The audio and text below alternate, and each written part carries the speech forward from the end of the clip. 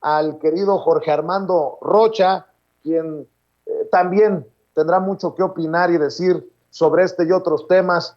Querido Jorge Armando, te saludamos con mucho gusto. ¿Cómo estás? Estimado Vicente, ¿cómo están? Muy buenos días, gracias por la invitación. Gracias, como siempre, pues aquí a la orden, estimado Vicente. Pues con esto del tercer informe del grupo interdisciplinario de expertos independientes sobre la desaparición de los 43 normalistas de Ayotzinapa, espero que ya nos quede claro el papel que han jugado muchos desde los medios de comunicación para cuidar, para proteger, para incluso meterle entre ceja y ceja al pueblo de México eso de la verdad histórica de Murillo Karam, que hoy está en cenizas, está desmoronada. Yo pregunto,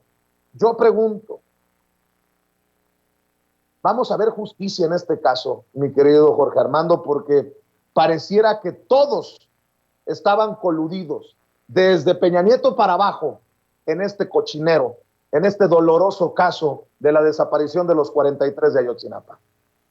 Así es, estimado Vicente. Hay que entender este asunto como algo de Estado, sin duda planificado para hacerle daño a estos jóvenes estudiantes. Incluso ahora sabemos que los militares estaban monitoreando lo que sucedía en esta normal rural y, en efecto, trataron de enterrar los hechos. Entonces, la verdad histórica ha sido, digamos, que la punta de lanza del peñismo para tratar de evadir la responsabilidad y de que como sociedad volteemos hacia otro lado. Pero es muy frágil esa verdad histórica que construyó Murillo Karam. Estaba escuchando lo que decías, por ejemplo, respecto a algunos comunicadores que han sido cómplices, han sido quienes le han dado voz a esa versión. Por ejemplo, el caso de Carlos Marín, que se atrevió a decir que los padres de las víctimas de Ayotzinapa debían pedirle perdón, debían ofrecerle unas disculpas al exprocurador Jesús Murillo Karam y que la verdad histórica que él elaboró, pues sin duda es algo que no se debe de controvertir, que debemos asumirla como tal. Pero es claro, si la verdad histórica hubiera sido algo real, no estarían personajes como Tomás Herón prófugos de la justicia. Tomás Herón, hay que recordar que precisamente por sus acciones se le acusa de tortura, entre otras cosas, para fabricar la verdad histórica. Bueno, si esto hubiera sido producto de una investigación profunda, seria, sin cortapisas, no tendría por qué estar prófugo de la justicia, Tomás Herón. Pero Tomás Herón obedecía las órdenes de Jesús Murillo Karam. Y hay que reconocer que Jesús Murillo Karam, como titular de la PGR, era un empleado más de Enrique Peña Nieto. Y Peña Nieto tenía prisa porque se diera ya un carpetazo al asunto para que se pasara a otros temas. Querían que la sociedad no conociera la profundidad de este caso y ya seguir con otros temas. Entonces, una prisa del Estado mexicano por tratar de esconder todo esto y hay que reconocer que básicamente el presidente López Obrador le dio a la Secretaría de Gobernación la encomienda fundamental de esclarecer los hechos de lo que sucedió con la desaparición de estos jóvenes. O sea, si algo tiene como misión la Secretaría de Gobernación, esto lo leímos también, por ejemplo, en esta carta que da a conocer, bueno, en este artículo reciente de Julio Scherer, el ex consejero jurídico de la presidencia, cuando habla de estas diferencias que tiene con Olga Sánchez Cordero, con el propio fiscal, dice básicamente López Obrador lo que planteó para la Secretaría de Gobernación como encomienda fue precisamente que se encontrara la verdad sobre este asunto. Entonces, sí hay una voluntad de Estado. Me preguntas, ¿crees que si se puede saber todo? Pues yo creo que cuando menos el jefe de Estado, es decir, el presidente López Obrador, tiene la voluntad. Lo que pasa es que muchas veces se empantanan los procesos por la burocracia, por otros juegos de intereses, de actores involucrados, intermedios, el caso de Tomás Herón, el caso, por ejemplo, de esta petición. ¿Qué ha pasado con Israel? El presidente está haciendo su parte, le envió una carta al primer ministro israelí para que nos manden a Tomás Herón.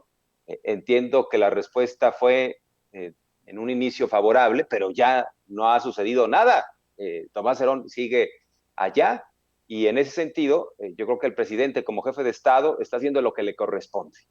Y ahora, pues yo creo que también, estimado Vicente, audiencia, nos corresponde como comunidad, como sociedad, empujar otra vez, y haces muy bien, estimado Vicente, en colocar el tema en la agenda central también de Sin Censura, porque yo creo que nos corresponde que le demos un nuevo impulso. Hay que recordar que este tipo de casos pues avanzan en función de la presión social, porque son tantos los intereses y los altos mandos involucrados que si fuera por ellos, pues carpetazo. Pero sí es muy lamentable, por ejemplo, lo que pasa con Carlos Marín, que se ha convertido en defensor de causas, desde mi punto de vista, indefendibles, entregado absolutamente al conservadurismo, a la derecha.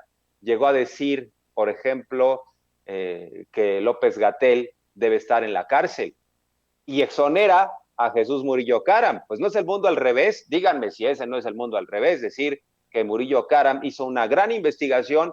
Marín escribió que la investigación de Murillo Caram respecto a la desaparición de los estudiantes de Ayotzinapa era tan profunda como la investigación de la muerte de Colosio. O sea, la segunda investigación más profunda que se ha hecho en la historia del país después del asesinato de Luis Donaldo Colosio. Así lo planteó Carlos Marín, recuerdo esa columna, y ha defendido a estos personajes oscuros y en el caso de López-Gatell lo quiere ver en la cárcel.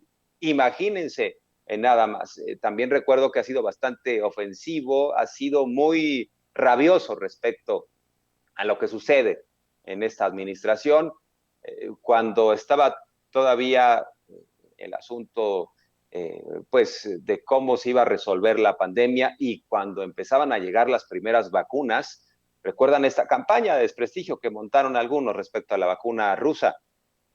Él dijo que los argentinos y los mexicanos íbamos a ser utilizados como pendejillos de indias, así nos llamó, si es que nos colocábamos esa vacuna, que ha resultado ser bastante efectiva. Pero bueno, en medio de todo esto estamos, estimado Vicente, y qué bueno que se coloque otra vez el tema. Hay que empujar, digamos, también como sociedad a este elefante muy reumático de la justicia, porque ¿qué queremos? Que se sepa la verdad. Nosotros no nos hemos tragado ese cuento de la verdad histórica y bueno, pues obviamente la sociedad en su mayoría tampoco lo ha hecho, estimado Vicente. Pues ya que abres la puerta